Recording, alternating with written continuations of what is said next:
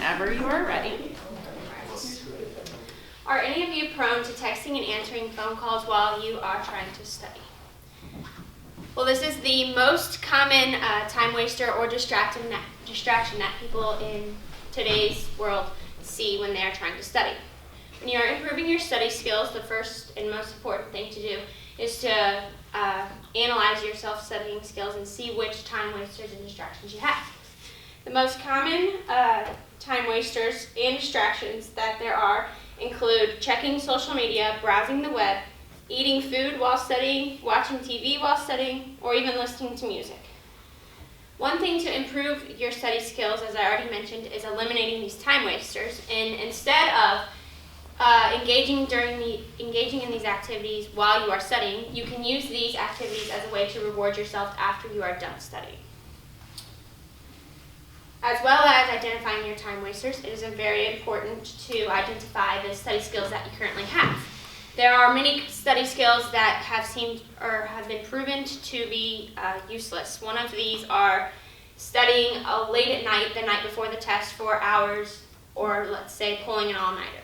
It has been proven that when your brain is tired, or if you are usually sleeping at those hours, your brain is not trained to learn that information or remember it as if you would in the middle of the day when you are typically not supposed to be sleeping. There are other tasks that people use for studying that can work for some but not work for others.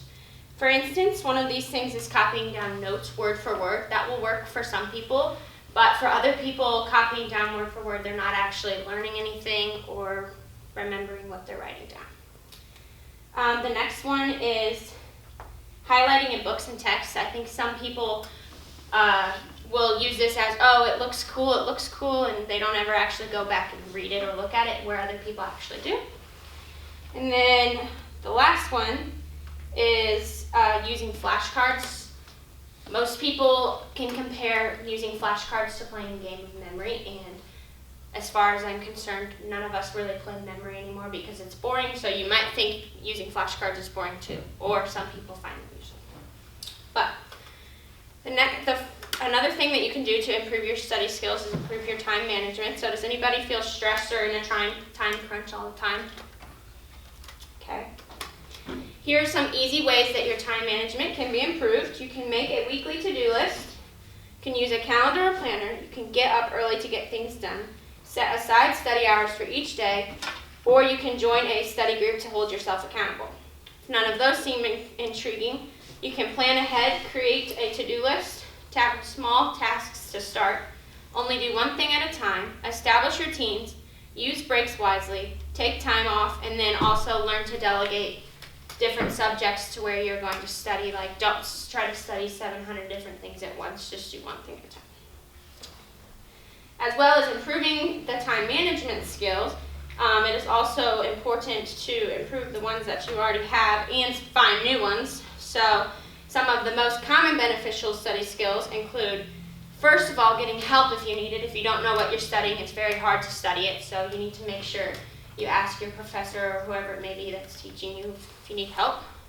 Know the test format. Get all of your questions answered. Verbalize what you know or teach it to someone else. Be caught up on all the work for the test. Identify your struggling areas and take advantage of extra credit.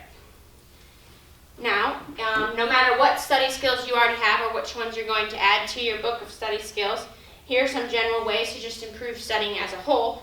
Do not study more than an hour at a time without taking a break. Separate the study of subjects that are alike. Do not study when you are tired. Prepare for your class at the best time. Use the best note-taking system for you. Memorize actively and not passively. Read and study at the same time, and make up a color and sign system for text and notes if you use that. And do not buy underlined books. All of my information came from Cuesta College or a couple other sources.